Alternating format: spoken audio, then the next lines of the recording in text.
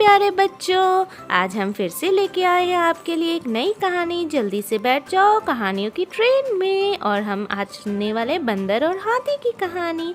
एक जंगल में एक मदमस्त बंदर रहता था। वो इधर उधर फुदकता रहता था और उसी जंगल में एक हाथी उधर से गुजर रहा था जिधर बंदर रहता था। दोनों ने एक दूसरे को देखा और बातें करने लगे। हाथी ने बंदर से कहा, मैं तो सारे काम कर सकता हूँ, मैं तुम्हारे से ज़्यादा ताकतवर हूँ। बंदर ने कहा, नहीं नहीं, मैं ज़्यादा ताकतवर हूँ। तो उनमें शर्त लगी। दूर कहीं एक पेड़ पे बहुत ही मीठे फल लगते थे।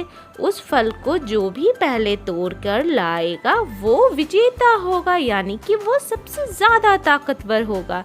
और उस पेड़ तक पहुंचने के लिए उन्होंने एक नदी पार करनी पड़ेगी।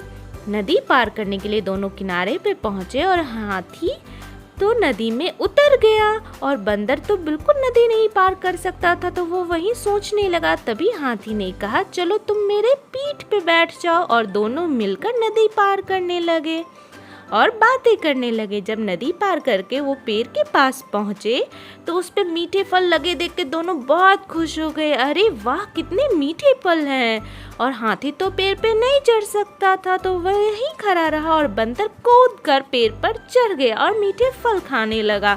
उसने हाथी को देखा तो उसने सोचा, मैं कुछ फल हाथी को दे देता हूँ। इस तरह उस दोनों मिलकर खाने लगे और दोनों को ये बात समझ में आ गई थी कि सबका अपना अपना व्यक्तित्व और अपनी पहचान होती है, अपने कार्य करने की क्षमता होती है। इसीलिए हमें एक दूसरे से नहीं तुलना करनी चाहिए।